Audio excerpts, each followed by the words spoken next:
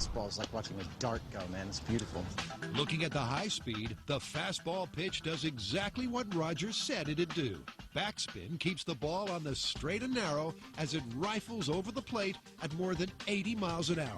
But what happens when Roger changes his grip? Basically, if you're a fastball here, you're in this area for the slider. Okay. And you're offset, and you're basically cutting the side of the ball. It should go maybe down 4 inches and away from a right-handed hitter 4 inches. That's a true slider. There we go. You know it's good when the catcher doesn't catch it. Rogers found perfect pitch again. The slider veers away to the right of the plate, Curveball. while a classic curveball suddenly dips in midair. The curveball, again, you're using a seam, and it's basically your middle finger. You're grabbing a seam and locking down with pretty firm pressure on this finger here. This one just guides it. Okay. And it is a motion where you're throwing it like a fastball, but as you get to the release point, you turn your wrist. Coming out of Roger's right paw, it's almost as if the ball has a life of its own. I can see that curving. Yeah, at this speed, you'll definitely see it curving. But while the high-speed shots show us the ball swerving and dipping, they can't tell us much about how it happens. And that's why Carrie, Tori, and Grant are at NASA's Ames Research Center in San Francisco. Luckily for us, scientist Rabindra Mehta is a big baseball fan. The beauty of our lab is that we study aerodynamics, fluid mechanics as applied to airplanes or space shuttles, but it's the same fluid mechanics, aerodynamics that's applied to baseballs or soccer balls or what have you. So basically you have married your two passions for Exactly. science and sports. Isn't that wonderful? Okay, so we heard that you actually have a tank where you can show us all of these things visually?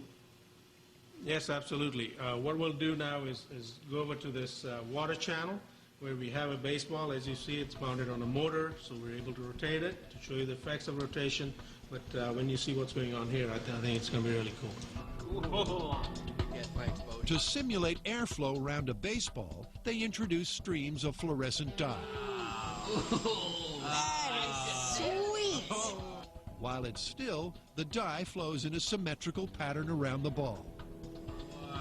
Now imagine that ball has just been fired from Roger Clemens' fist. Oh, wow. Look how the aerodynamics change. As it spins, the airflow is disrupted. The air pressure on the ball's underside suddenly drops. And this ball now will have a force downwards as it's flying through the air. So this would be your classic curve ball.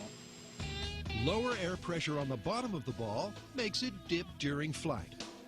And the principle's exactly the same for each different pitch. It is the axis of spin that determines what type of pitch it is. With a standard fastball, which is released with backspin, you get an upward lift force. With a slider, the axis of spin would be more or less vertical, and in which case the ball would tend to go towards the left because of that. Then the curveball, tumbling. Spinning about the horizontal axis makes it go down.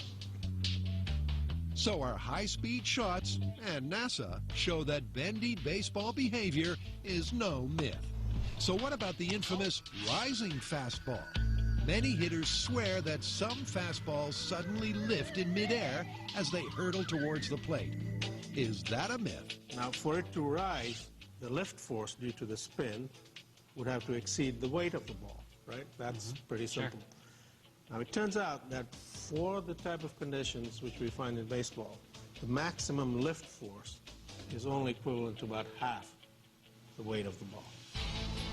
Not even a pitcher as prodigious as Roger Clemens can make a baseball fly in the face of physics.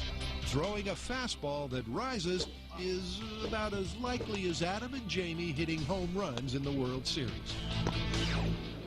You know, hanging out with Roger Clemens, it becomes really clear that pitching is just as much of an art as it is a science. Totally agree. And while we were there, we had the added bonus of another myth busted. Yep, the myth of the rising fastball. And it turns out that for the backspin to exert enough force to lift the ball, it'd have to exert more force than the weight of the ball. Which it can't. Which it can't. Yeah, it might be possible with a beach ball, but not a baseball. Busted. Totally busted.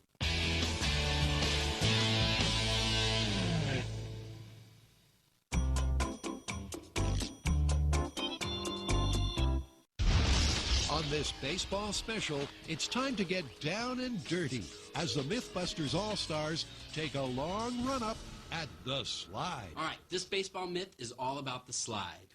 The what? Do you watch any sporting events? Yeah, Robot Combat. It's a sport. Right. Well, you know in baseball when you see a guy run to the base and he slides into it? Oh, yes, I have seen that. But wouldn't it be faster just to run? Well, that's the myth. A lot of people think that on bases that you can't overrun, that it's faster to slide into them. All right. Sounds like that's worth testing. Yeah. The slide is part and parcel of baseball. In trying to beat the tag and hit the bag, a runner sends the kitty litter flying. But when a player hits the dirt, is the friction costing him precious time? Would it be faster to stay on 2 feet? Okay, so how are we going to test this? This one's simple. We just run at the base, and then we slide into the base and see which one's faster. I got the perfect thing to time that. It's accurate down to the millisecond. I can start it when we leave one base and stop it when we tag the next. Cool. I think we should also throw in the dive, and that's when you lunge at the base face forward and see if that one's any faster. All right. Let's ask Jamie and see if he wants to play. Our sporting gurus head on out to the University of Pacific's Stockton campus. Gee, they really look the part, don't they? There's just one teensy problem. None of our All-Stars can slide. But never fear, Uni head coach Ed Sprague has agreed to take on these raw recruits. All right, I'm going to teach you on the grass so we can minimize the injuries we might have today by the end of the day. All right? So you're planning on some injuries? There could be some blood. Ed spent 11 years in the major leagues, playing for 6 different teams, and is famous for hitting the winning home run in Game 2 of the 1992 World Series. But now he's really got his work cut out for him. You want to try to take the brunt of the slide on the outside of your shin here, all right? And then on our butt. We don't want to jam our knee into the ground, and we don't want to get our feet way in the air. Now, as we know, Mythbusters often fly by the seat of their pants. So you might think they'd be naturals at this. Get the hands up. But you'd be wrong. I can make a robot to do it. In order to test this myth, we're going to have to be able to slide correctly. So I say we give it a few more minutes, maybe a few more hours, till we get it down right. Once we get the slide down right, then we can start testing this myth. Eventually, the guys' slides start to look more technique and less train wreck. All right, well, I think you guys have shown enough improvement that we're going to move on to the blood alley, the dirt over here. Blood alley, huh? It's time to get Grant's timing rig up to speed. So the timer is going to have millisecond resolution. There's one switch to start the sequence. And what you'll do is have your foot on this, and the second you leave, it'll start the timer. There'll be a second switch here that goes to a latching relay, and this is going to be on the bag. So when you come up and hit the bag, it'll freeze the timer wherever it is. Predictions? My feeling is running to the bag, decelerating, and staying on it is going to be faster, but I could be very wrong. Let's find out. On the first attempt, Tori will run and try and stop dead on the bag. Ready when you are.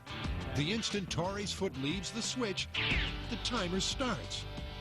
In his head, he's trying to beat a ball that's flying in from the outfield. I'm still on! I'm still touching! What was my time? 3.624. Pretty sure I was safe.